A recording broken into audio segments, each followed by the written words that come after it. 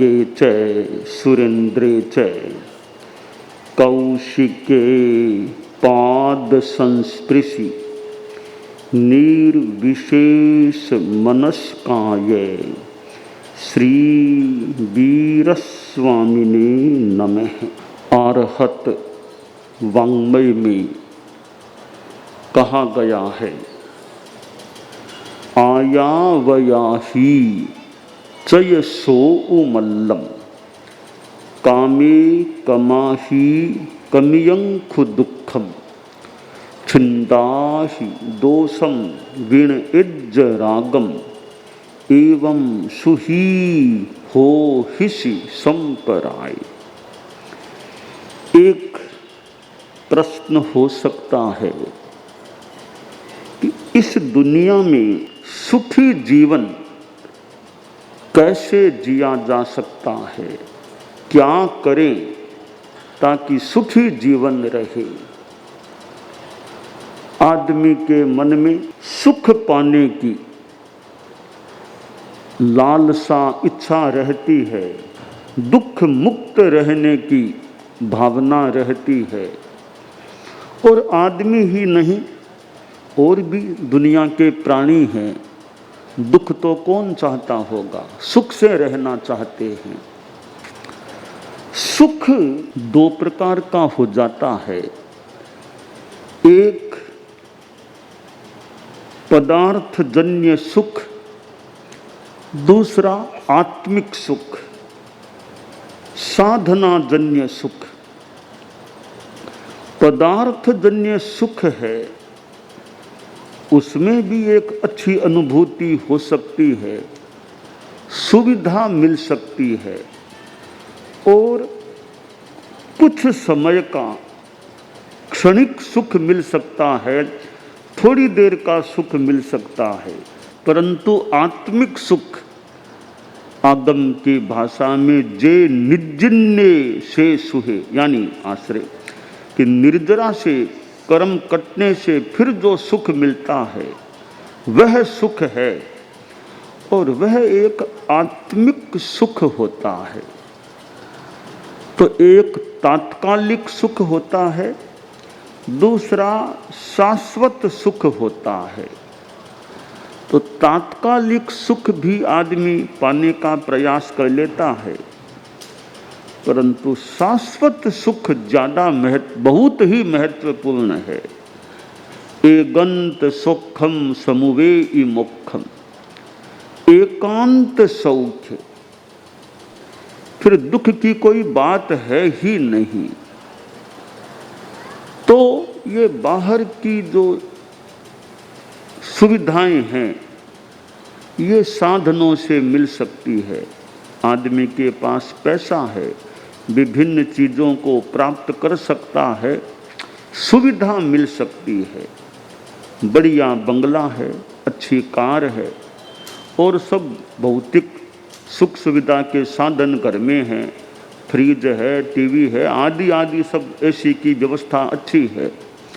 इन चीज़ों से सुविधा और तात्कालिक सुख प्राप्त हो सकता है, परंतु वो जे निर्जिन्ने से सुहे, निर्जरा से होने वाला सुख, आत्मिक सुख और शाश्वत सुख, वह संसाधनों से नहीं साधना से मिलता है।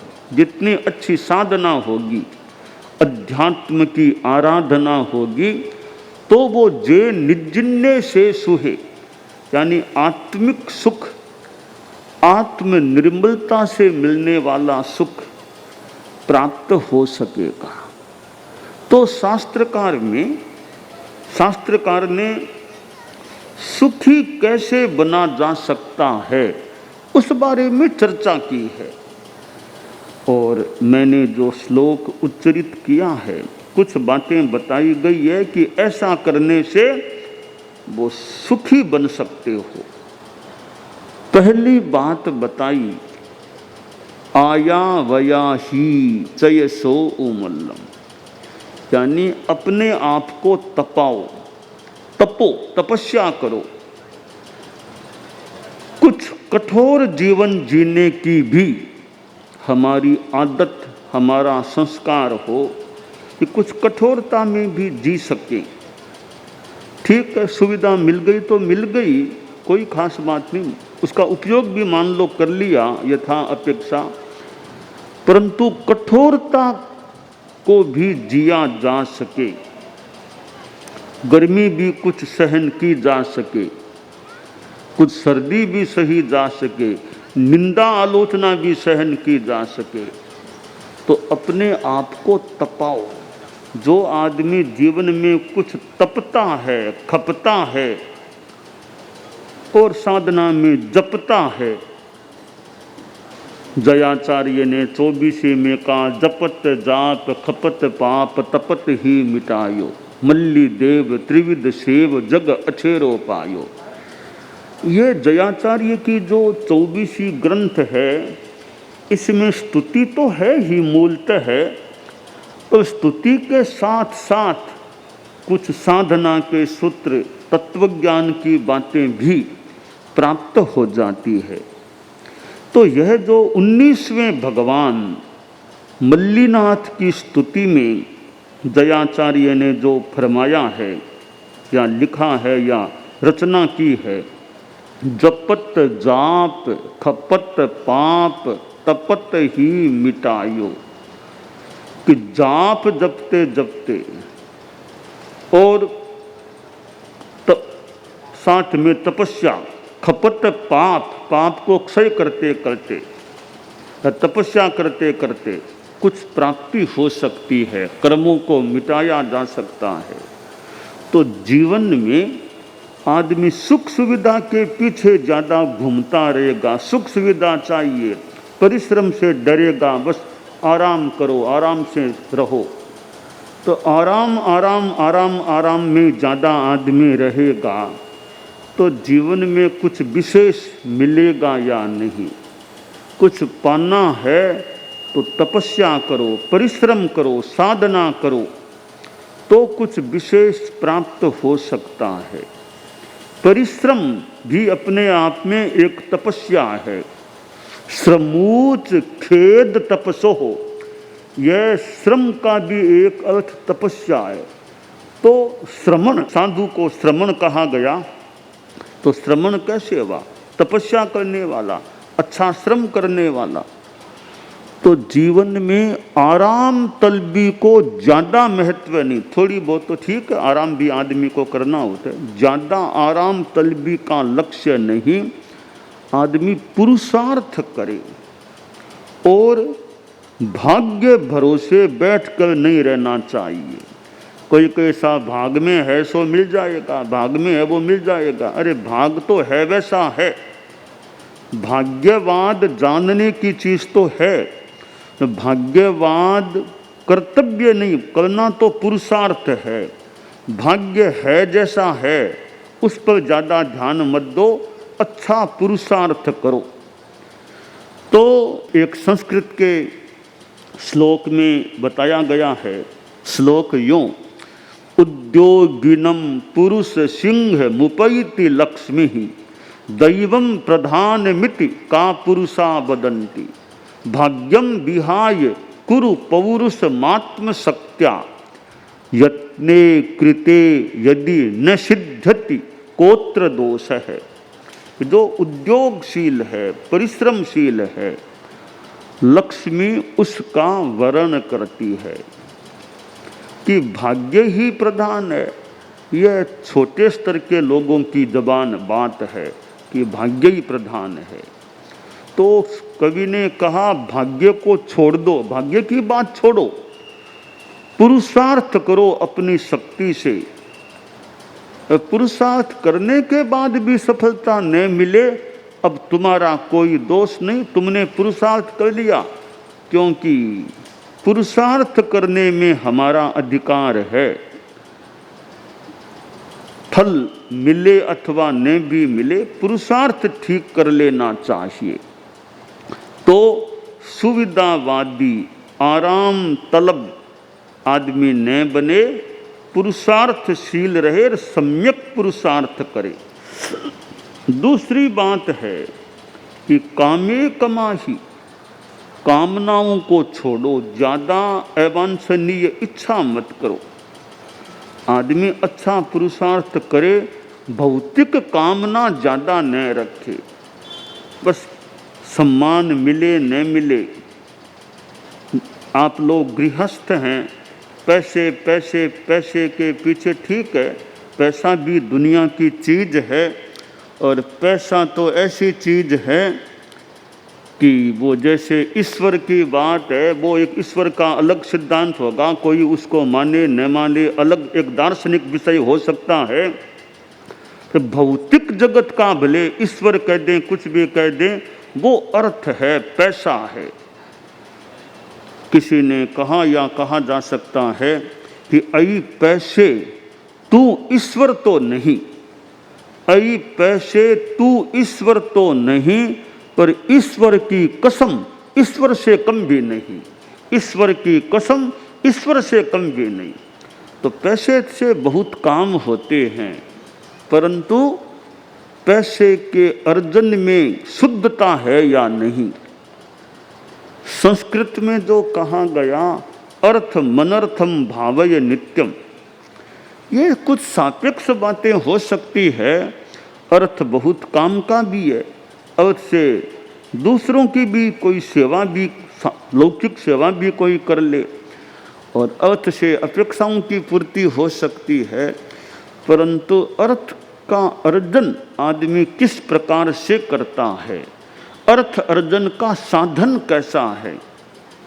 संभवतः आचार्य महाप्रज्ञ जी ने फरमाया था कि दो प्रकार का, एक अर्थ दूसरा अर्थाभास, कि न्यायोपार्जितम धनम अर्थ है, न्याय नीति से कमाया जाने वाला पैसा तो अर्थ है, अन्यायोपार्जितम धनम अर्थाभास है, अन्याय अनीति से अर्जित होने वाला पैसा अर्थाभास है। तो साधन शुद्धि, अर्थ अर्जन में साधन शुद्धता पर भी ध्यान दिया जाए। ये जितने कारखाने हैं, फैक्ट्रीज हैं, चीज़ें हैं, इसका भी एक दर्शन हो सकता है। एक दर्शन कैसे, ये जो उद्योग धंधे चलते हैं, इनसे दो कार्य होते हैं। एक तो मालिक अर्थ अर्जन कर सकता है, एक तो वो पक्ष हो गया।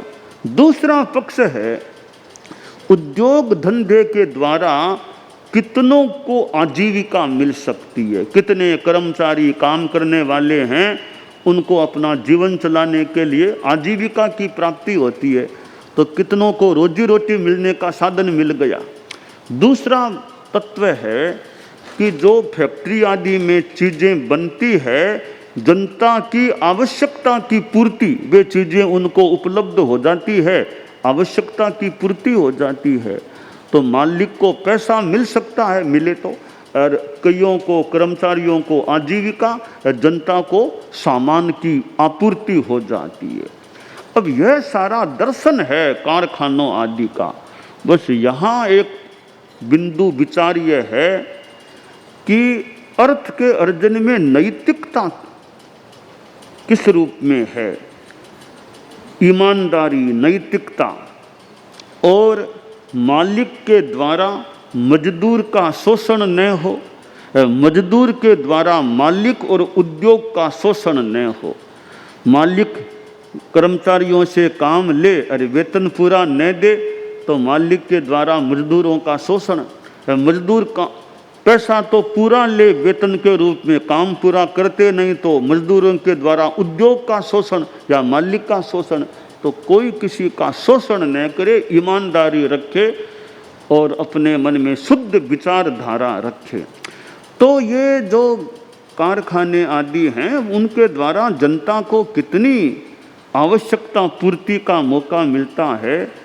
तो बस इन धंधों में, कारखानों में भी वो आचार्य तुलसी ने जो अनुव्रत की बात आगे बढ़ाई, वो अनुव्रत, नैतिकता, प्रामाणिकता, ट्रांसपेरेंसी, ये चीज़ें उद्योग धंधा करे, दुकान करे, कोई भी काम करे, वहाँ नैतिकता, ईमानदारी रहे, फिर जो पैसा आता है वो पैसा तो एक शुद्ध पैसा भी हो सकता है। अन्याय अनीति से कोई पैसा कमाए वो अशुद्ध पैसा अर्थाभास हो सकता है। तो शास्त्रकार ने कहा कामे कमाही कमियं खु दुखम, कामनाओं का अतिक्रमण करो दुख भी अतिक्रांत हो जाएगा। और चिंता ही दोषम, द्वेष को छिन्न करो काटो, ईर्ष्या मत करो, किसी से ईर्ष्या नहीं, प्रमोद भावना रखो। दूसरों को दुखी देख करके हमें सुखी नहीं बनना चाहिए, दूसरों को सुखी देख करके हमें दुखी नहीं बनना चाहिए। प्रमोद भावना भी, सब आगे बढ़ें, अध्यात्म की दिशा में आगे बढ़ें, तो दूसरे की उन्नति से जलना नहीं चाहिए, ईर्ष्या नहीं करना चाहिए। शास्त्रकार ने आगे कहा विणइज्ज रागम, राग को दूर करो, आसक्ति मत रखो। ये आसक्ति भी दुख का कारण बन सकती है। आदमी का मोह आसक्ति इतनी ज़्यादा कि वो चीज़ नहीं मिली तो फिर दुखी बन सकता है। तो अपने आप को तपाना, सुविधावादी नहीं रहना और कामनाओं को अतिक्रांत कर देना, द्वेष को छोड़ देना, राग भाव दूर कर देना, ये चीज़ें हो जाती हैं। फिर आदमी आत्मिक सुख, शाश्वत सुख, पवित्र सुख और जे निर्जन्य से सुहे, वो निर्जराजन्य सुख है, शुद्ध आत्मिक सुख, उसको भी प्राप्त कर सकता है। तो ये धर्मशास्त्रों में जो बातें बताई गई हैं, उन बातों को पढ़ने से, सुनने से, मनन करने से कुछ प्रेरणा मिल सकती है और आदमी का जीवन भी अच्छा बन सकता है।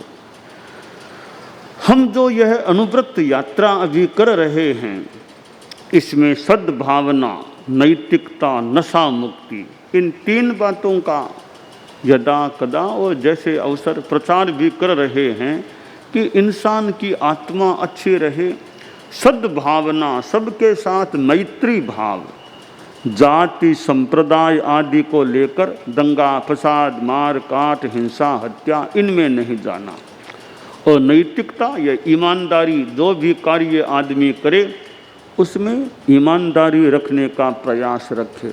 और नशा मुक्ति, शराब, सिगरेट, बीड़ी, खैनी, गुटखा आदि आदि नशीले पदार्थों के सेवन से आदमी बचे। तो ये 3 चीज़ें गृहस्थों के जीवन में रहें, सद्भावना, नैतिकता और नशा मुक्ति, तो आदमी की आत्मा अच्छी रह सकती है और जीवन सुखी भी रह सकता है। और ये मानव जीवन जो हमें प्राप्त है, इसकी एक अच्छी तरह से एक गुणवत्ता को भी रखने का प्रयास किया जा सकता है। शास्त्र में कहा गया गुणे ही साहु अगुणे ही साहु, बिन्हा ही साहु गुण मुंच साहु, कि आदमी साधु कैसे होता है, गुणों से साधु बनता है और अगुणों से असाधु बन जाता है।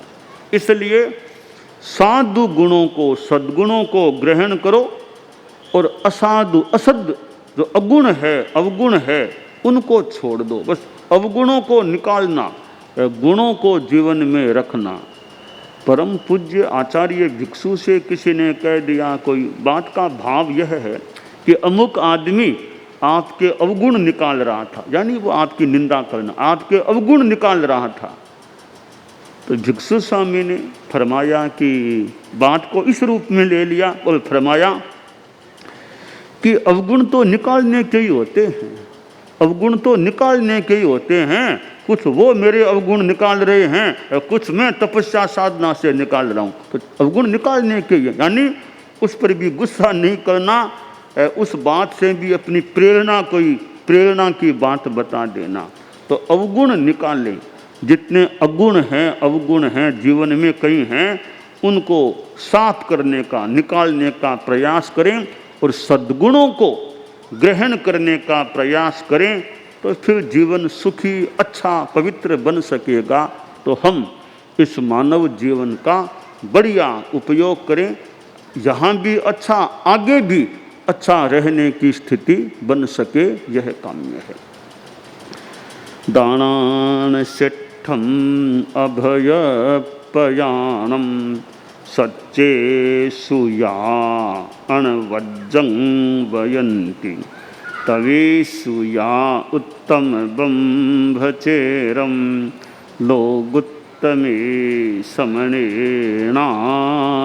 पुत्ते।